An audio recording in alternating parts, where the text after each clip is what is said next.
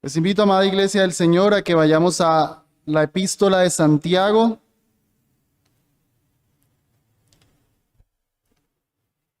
capítulo 1,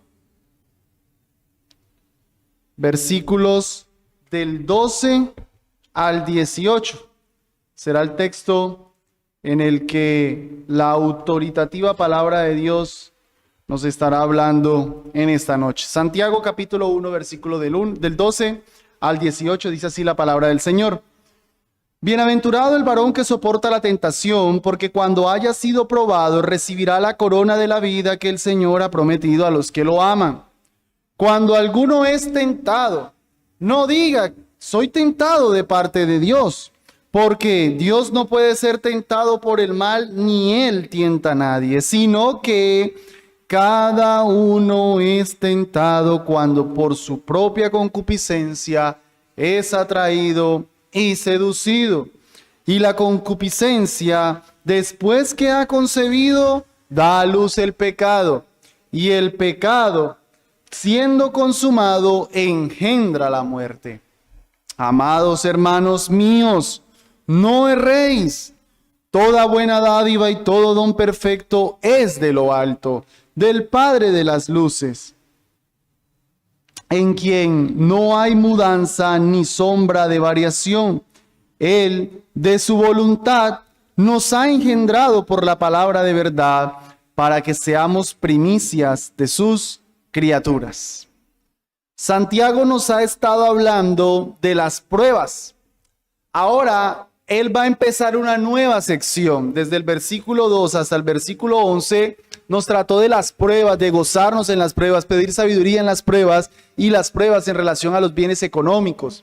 Ahora, él va a seguir hablando de las pruebas, pero más propiamente de esos momentos en los que llega una tentación.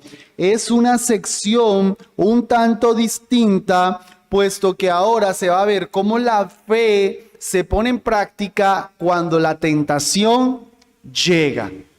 Y por eso he titulado el mensaje La fe que soporta la tentación.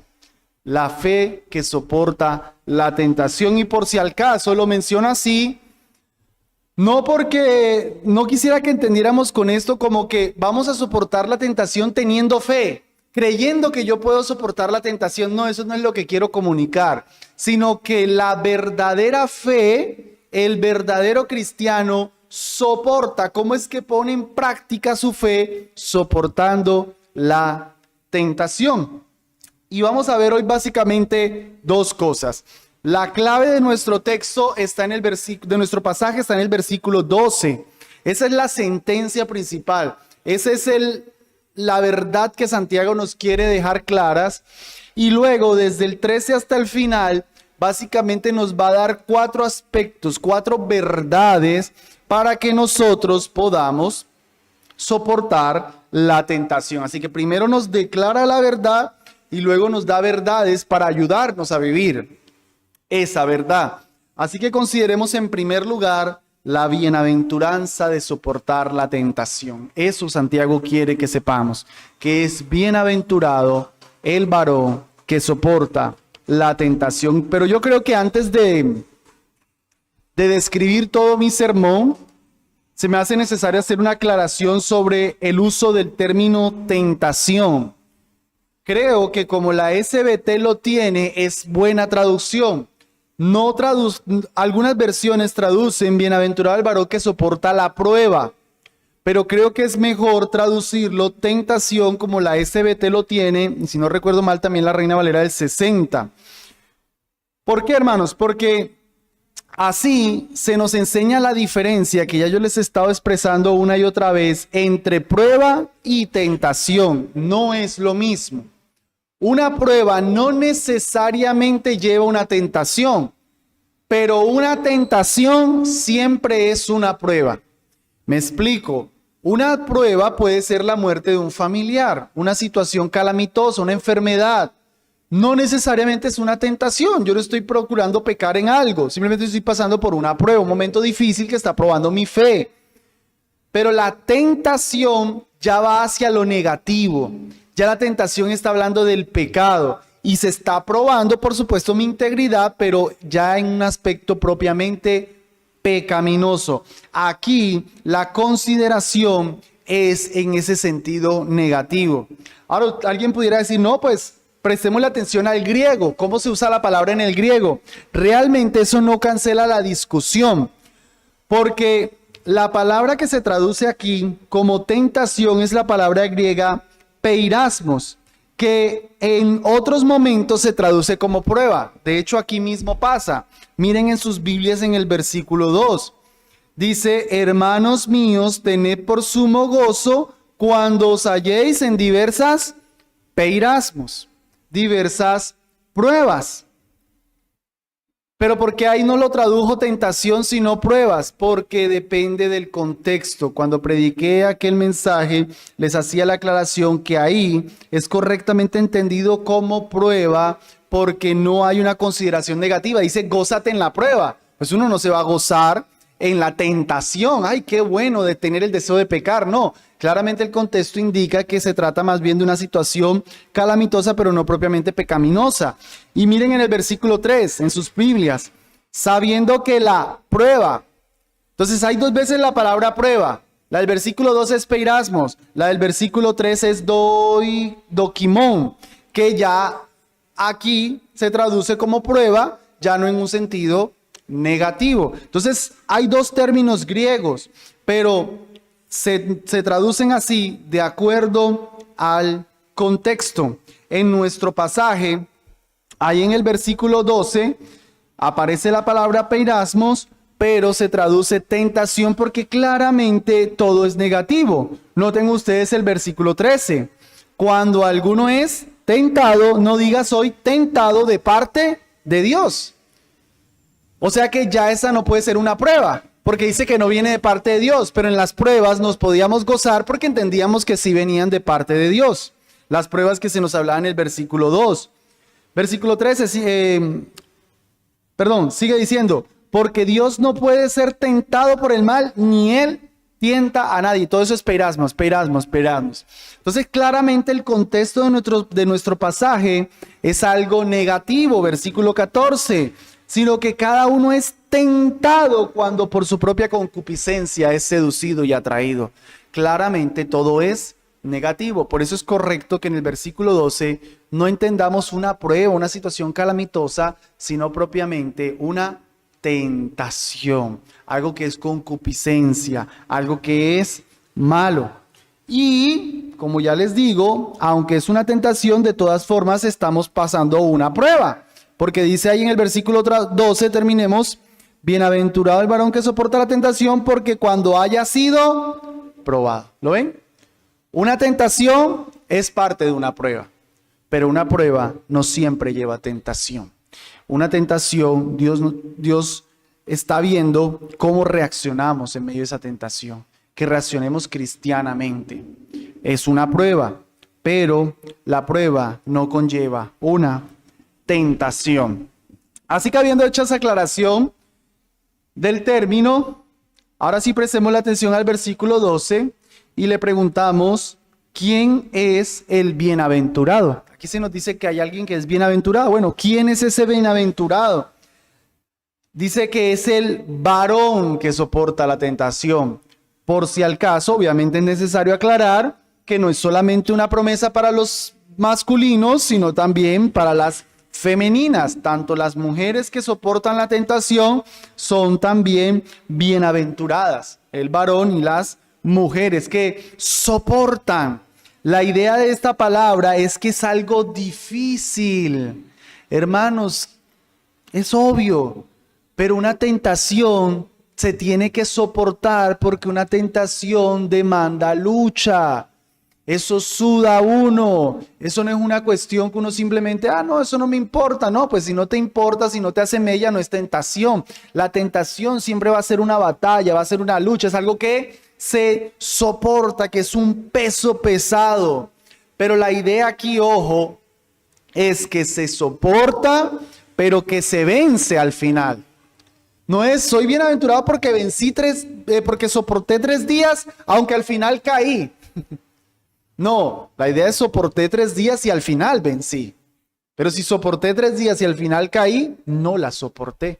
La idea es que soporto ese peso pesado y al final termino victorioso. Cuando yo hago eso, cuando yo no cedo a la tentación, la soporto, entonces soy un bienaventurado, es decir, soy una persona dichosa. Noten esto, amados, vivamos de verdades. La verdadera dicha está en no ceder al pecado. La bienaventuranza es no ceder al pecado. La bienaventuranza no es pecar. La mentira del diablo es decirnos que ven, peca, ven al placer. El cristianismo es aburrido. No es muy correcto cuando uno hay veces dice, no tengas el placer del pecado, entrégate a Dios. Eso casi que suena como que no disfrutes, ven y amárgate la vida. No, es que el pecado no da placer. Es más bien decir, no vayas al falso placer del pecado, ven al placer de Dios. Sería mejor. Ven al disfrute y deleite de Dios. Pero no vayas al placer, ven a Dios. Como que si vienes a Dios es aburrido, allá es donde está el disfrute, acá es aburrido. No, es que el pecado da un falso placer. En el mejor de los casos, el placer que el pecado pudiera dar es algo temporal. Como cuando en Hebreos 11:25 se dice que Moisés dejó los deleites del pecado. Los deleites temporales del pecado, perdón, por ir tras el invisible. Es temporal, es efímero, es pasajero, es falso, pero en Dios está la bienaventuranza, la verdadera dicha en no ceder al pecado. Hermanos, no nos dejemos engañar de Satanás. No es una lucha entre, hay un poquito de placer o me amargo la vida un ratico. No, es una lucha entre o disfruto el verdadero placer o disfruto un falso placer, algo que a la final me trae ruina, desgracia. ¿Por qué es bienaventurado? Le preguntamos a nuestro texto. Sigue diciendo, porque cuando haya sido probado, o sea, cuando ya pasó esa prueba, recibirá la corona de la vida que el Señor ha prometido a los que lo aman. Dice que recibirá una corona. La palabra corona tiene varios sentidos en el contexto. Por ejemplo, existían las coronas de flores que se usaban para los días alegres. Se utilizaban también coronas reales, las que normalmente conocemos para implicar que la persona era un rey. Se utilizaban coronas de laurel para coronar, valga la redundancia, a los vencedores. Y se utilizaban también coronas como emblemas de honor y dignidad. Todo eso está contenido aquí. Todo eso está contenido aquí. El que vence en la tentación es la persona que recibe el honor, la dignidad, que ahora puede estar alegre, que ahora sí está como un verdadero rey que ha vencido el pecado. Recibe esa corona de vida. Traduzcan si quieren corona de vida como la corona de la vida. Es decir, la vida misma, ser coronado con la verdadera vida. Recibir la corona de vida no piensen ustedes en una clasificación de la corona o en un material de la corona, sino piensen más bien, como repito, ser coronado con la verdadera vida. Y eso nos trae las palabras de nuestro Señor Jesucristo cuando Él dijo, yo he venido para traer vida y vida en abundancia. En Cristo Jesús es donde está la verdadera vida. En Cristo Jesús es donde está la vida en abundancia. Cuando nosotros vencemos el pecado, entonces nosotros somos coronados con esa vida verdadera. Empezamos a disfrutar realmente la vida. Una promesa que, como terminó diciendo el versículo, el Señor ha prometido para los que le aman. ¿Por qué estas personas luchan y vencen y se esfuerzan por no ceder a la tentación? Porque primariamente aman a Dios. Amada iglesia del Señor, que tu motivación para no pecar no sea el temor al castigo. Si tu motivación para no pecar es solamente el terror del castigo, tú no estás entendiendo correctamente la fe cristiana. Es un legalismo. Una persona así, o te pregunto hipotéticamente, si Dios abriera los cielos, tú estás ahí deseando pecar en algo, y Dios abriera el cielo y te diría, mira, si pecas en eso, tranquilo, no te voy a mandar una enfermedad, no te voy a mandar una desgracia, no te voy a hacer nada. Y tú pecarías, y tú pecaras, no amas a Dios. Amas el estar bien, el que no te pase nada, pero no a Dios. Pero si aún Dios diciendo eso, tú dirías, no Señor, no quiero pecar porque sé que a ti te desagrada. Entonces tú amas a Dios. Nosotros debemos no pecar primariamente por amor a Dios. No importa si no va a venir un castigo. Antes, qué pena cuando pecamos y el Señor ni siquiera manifestó un mínimo de disciplina. Tuvo tanta misericordia. Antes es para llorar y decir, Señor, qué vergüenza que tú seas tan misericordioso conmigo cuando yo no te amo. Pero primariamente dice, para los que le aman, porque son los que le aman los que vencen en la tentación. Son los que le aman los que soportan la prueba. En conclusión, la bienaventuranza y verdadera felicidad está en soportar la tentación, no cediendo a ella. Como les digo, el versículo 12 es el versículo central. Santiago nos quiere enseñar que la verdadera bienaventuranza, la vida en abundancia, el disfrute verdadero, el placer de esta vida, está en no pecar, en no ceder a la tentación por amor a nuestro Señor. A continuación, Santiago o Jacobo nos va a dar unas razones para vencer. Ya nos dio la verdad, pero no nos va a dejar ahí. Él nos va a dar un poco más de información para que entonces nosotros podamos alcanzar esa bienaventuranza, para que nosotros podamos luchar contra la tentación. ¿Cuáles son estas verdades? Básicamente son 4. La primera verdad que debemos tener cuando viene la tentación y para que podamos soportar, vencer. Dios no es la fuente de la tentación. Eso es lo primero. Dice el versículo 13. Cuando alguno es tentado, no diga, soy tentado de parte de Dios, porque Dios no puede ser tentado por el mal, ni él tienta a nadie. En medio de la tentación debemos saber que nosotros no estamos luchando contra Dios. Cuando estamos en la prueba, ahí sí es con Dios. Ahí sí es el Señor me está probando. ¿Qué quieres, Señor, conmigo? Me gozo, ayúdame. Está bien, voy a aprender. Ahí sí. Pero cuando es la tentación, ahí ya yo no estoy con el Señor probando mi carácter, perfeccionándome, amándome. No, ahí estoy es contra Satanás, contra la carne, contra el mundo.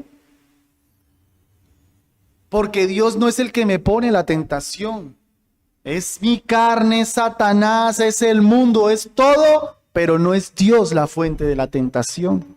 Ahí yo no estoy con Dios enfrente, ahí estoy con mi pecado enfrente. Ahí estoy en medio de guerra. Por eso entonces mi actitud no es humildad. ¿Qué quieres formar en mí? ¿Cómo esto me ayuda? No, ahí mi actitud es, toma toda la armadura de Dios y pelea, porque se te vino el enemigo contra ti. Cuando es la prueba otra vez, humildad, Señor, ¿qué quieres trabajar? ¿Qué orgullo hay en mí? ¿Qué pecado? ¿Qué estás formando en mi carácter por medio de esta situación calamitosa? Pero cuando es pecado, cuando es tentación, ya estamos hablando de guerra. Ya no es, ay, soy humilde. ¿Qué quieres con esta tentación? Voy a practicarla. No. Es guerra. Es guerra. Es contra Satanás, contra la carne, contra el mundo. Porque Dios no puede ser tentado ni tienta a nadie. Hermanos, si Dios tentara, entonces su carácter sería impuro. Y Santiago quiere dejar la pureza de Dios intacta en nuestra mente. Nada tiene que ver una tentación con Dios. Eso es malvado, eso es feo. Eso ensucia a Dios. Eso lo hace ¿quién? El tentador. Pero, aunque correctamente el tentador es el que tienta y es Satanás, no obstante, hay una segunda verdad que debemos tener presente, por lo menos que Santiago nos da aquí. Y es que, si bien Dios no es la fuente del pecado, en el análisis final, tampoco Satanás es la fuente de la tentación.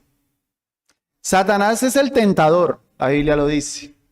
Pero ojo, estoy hilando fino, Satanás no es la fuente de la tentación. ¿Cuál es la fuente de la tentación? La segunda verdad es que la concupiscencia es la fuente de la tentación. Versículo 14. Sino que, o sea, no es Dios, sino que cada uno es tentado cuando Satanás viene en el ataque. ¿Sí? No. Cuando por su propia concupiscencia es atraído y seducido. ¿Y qué es eso, esa palabra tan rara? La concupiscencia es todo deseo desordenado, ilegítimo que está en nosotros.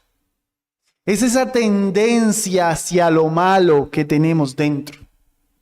Eso es la materia prima que Satanás usa para tentarnos. Satanás puede tener a dos creyentes. Al uno le pone una botella de licor, a los dos le coloca una botella de licor. Es el mismo tentador, la misma tentación. Pero a uno, eso le resulta en lucha, suda y cae. Al otro, ni mofa le hace. ¿Por qué si es el mismo tentador y es la misma tentación? Porque la concupiscencia de cada uno no es la misma. Y la concupiscencia es la fuente. La concupiscencia de uno, ese deseo desordenado por el licor, es el que ve el licor, se emborracha. Pero el otro tiene un deseo correcto en eso. A él eso no le gusta. Tiene un deseo de bien puesto. Por eso no le resulta en tentación. Entonces lo notan, no es esa mujer, ese hombre, esa situación. Es mi concupiscencia. Es mi deseo ilegítimo y desordenado. No es ni siquiera, ojo, aquí sigo hilando fino, no es ni siquiera la humanidad. Es que porque soy hombre, porque soy mujer, por eso es que cedo a ese pecado. No, porque Cristo Jesús fue un hombre y no cedió a los pecados que muchos hombres ceden, aunque fue hombre. No es la naturaleza caída propiamente, porque no todos los seres caídos luchan con las mismas cosas. Tiene que ver, pero no es propiamente. Repito, es el deseo desordenado de mi corazón en particular. De mi corazón en particular. ¿Por qué a nadie le hace mofa una botella de licor y a mí sí? Porque yo tengo el deseo desordenado. Todos son caídos, todos tienen luchas, pero yo tengo una lucha particular por un deseo desordenado en mí. Así que yo tengo que tratar primeramente con mi corazón. Yo tengo que tratar conmigo mismo. Es mi corazón el que desea lo que a Dios no le agrada. Y eso entonces dice el texto, me atrae, me seduce. Me lo quedo mirando, lo quedo contemplando. Satanás me lo pone más bonito porque él sabe que por ahí tengo el deseo desordenado. Satanás es un estratega, hermanos. Satanás es un estratega. Es como aquel relato bíblico cuando Balaán quería hacer caer a los israelitas. Y como no pudo profetizar contra ellos maldición, no le funcionó. Pero ¿qué entendió Balaam cual Satanás? Estos hombres les encanta fornicar. Cojamos a este grupo de mujeres bien bonitas, mandémoselas allá, van a ceder ante las mujeres y van a terminar adorando a los dioses de estas mujeres moabitas. Y efectivamente cayeron. Ahí tienen un ejemplo humano de cómo hace Satanás. Es un estratega militar. La inteligencia militar está buscando el punto de quiebre, el punto débil de cada ejército. Sus murallas, vamos por sus murallas. Tienen debilidad por el mar, vámonos por el mar. Satanás es así contigo. Él te está estudiando. Él está mirando cuál es tu concupiscencia. Y te lo pone para que tú caigas. Pero repito, no es Él la fuente del pecado, la fuente de la tentación. Es tu concupiscencia. Por tanto, lo que yo tengo que hacer es tratar en mi corazón y tomar medidas. Tratar en mi corazón y tomar medidas. Si yo tengo debilidad, sigo en el ejemplo, con el licor, pues no me expongo al licor. Porque me va a atraer y me va a seducir. Trato en mi corazón, Señor, yo no debería desear eso, yo debo desear otras cosas, eso debo entender lo malo y debo tratar con la escritura y entender que los borrachos no le agradan al Señor, etcétera. Pero no, de todas formas, dice el Señor, córtate una mano, sácate un ojo. Así que yo no me expongo, porque eso me atrae, me seduce. Por eso es que hay que huir del pecado. Pablo decía precisamente con el pecado sexual, huid de la fornicación.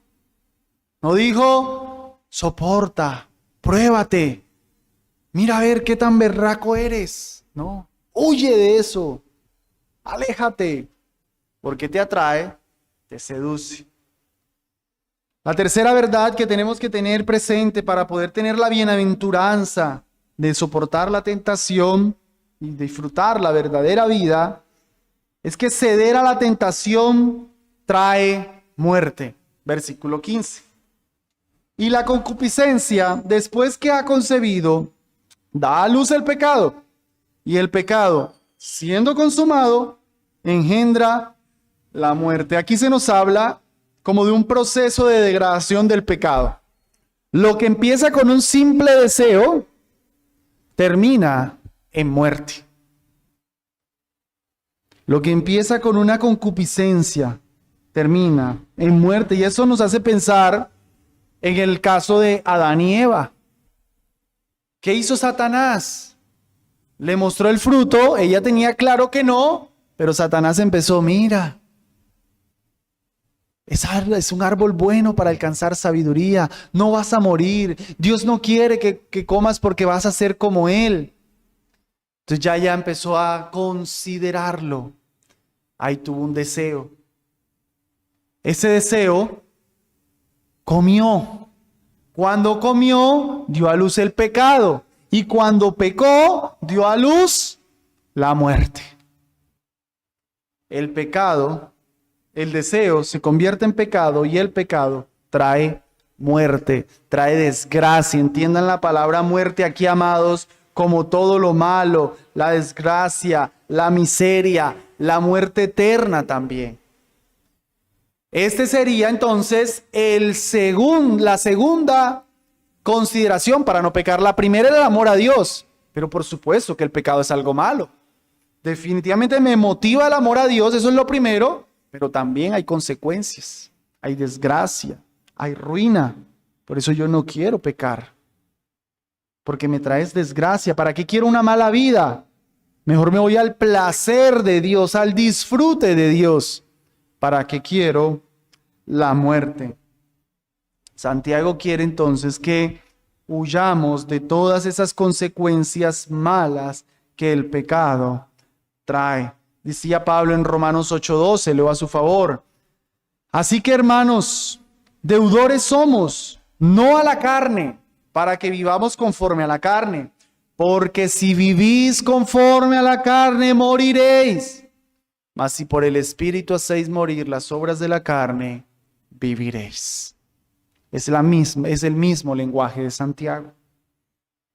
Y la cuarta y última verdad que Santiago quiere que tengamos presente para obtener la verdadera vida, de vencer el pecado, de no ceder a la tentación y disfrutar la bienaventuranza, es que Dios es la fuente contra la tentación. Al principio nos dijo, Dios no es la fuente de la tentación. Ahora antónimamente va a decir, Dios más bien es la fuente contra la tentación. Amados hermanos míos, no erren. No digan que Dios es la fuente de la tentación. No, es su concupiscencia. Dios no es la fuente de la tentación. Más bien Dios es la fuente contra la tentación. Si quieres luchar contra la tentación, no caigas en el engaño de pensar que eso es de parte de Dios. Más bien, entiende que eso viene desde tu pecado, que estás contra Satanás, contra el mundo, y busca a Dios para que puedas vencer la tentación. Porque toda dádiva y todo don perfecto desciende de lo alto. Dios es la fuente de todo bien. Todo lo bueno viene de Él. Y siempre ha sido así. En Él no hay mudanza ni sombra de variación. Como para que no se diga, es que Dios hay veces que sí. Sí, pastor, es cierto que Dios no tienta a nadie, pero hay veces que sí. De vez en cuando Él lo hace. No, es que en Él no hay mudanza ni sombra de variación. Jamás lo ha hecho, jamás lo va a hacer. Él es el Padre de las luces, de todo lo bueno, de toda dádiva, de todo don perfecto. Él es el que da las cosas buenas para vencer la tentación. ¿Cómo se te ocurre pensar que Dios te está tentando? No, Dios es el que te da para vencer la tentación. Y en ese mismo orden de ideas, en el 18, Santiago nos enseña que Dios, en ese equipamiento para vencer el pecado, nos dio una nueva naturaleza. Dice el 18, Él de su voluntad nos ha engendrado por la palabra de verdad para que seamos primicias de sus criaturas. Se nos plantea la doctrina de la regeneración como la obra que Dios hace para que podamos vencer. ¿Y qué es la doctrina de la regeneración? Que Dios te pasó de muerte a vida, de tinieblas a luz, del reino de Satanás al reino de su amado Hijo, de ser un ciego a poder ver, de estar sin poder a tener poder. Fue un cambio radical que Dios hizo. Te implantó una nueva naturaleza, te dio después a su Espíritu Santo. Todo eso hizo Dios para que puedas vencer. ¿Cuál es la consecuencia de esto, hermanos? Que entonces no es correcto que nosotros cristianos, hijos de Dios, nuevas criaturas, salgamos con el cuento de que es que soy humano. Es que soy hombre y por eso tengo que pecar con mujeres. Es que soy mujer y por eso tengo que pecar de vanidosa, de sensual. No, porque Dios te dio una nueva naturaleza, te hizo una nueva criatura. Claro, definitivamente, tu crianza, tu estilo de vida, te implantó una conducta pecaminosa que te hace luchar con pecados específicos, eso no lo negamos. Pero que tengas la batalla perdida, eso no es cierto. Eso no es cierto, porque Él de su voluntad, soberanamente, por su sola palabra, no por las reformas que nosotros hacemos, sino por su palabra, nos hizo nacer de nuevos para que seamos una primicia, una nueva criatura. Pablo diría esto en Romanos 6:6 así: sabiendo esto, que nuestro viejo hombre fue crucificado juntamente con él para que el cuerpo del pecado sea deshecho, a fin de que no sirvamos más al pecado. El viejo hombre fue crucificado para que el pecado pierda poder a fin de que no lo practiquemos más. La teología bíblica siempre es que nosotros tenemos todo para vencer el pecado. La concupiscencia es la que empieza. Ay, pobrecito yo. Es que nadie me entiende. Es que me lo merezco. No, amados hermanos. Así que, amados, es una bienaventuranza vencer la tentación. Esa es la verdadera vida, la vida en abundancia que Cristo nos trajo. Y lo hacemos, vencemos la tentación por amor a Dios.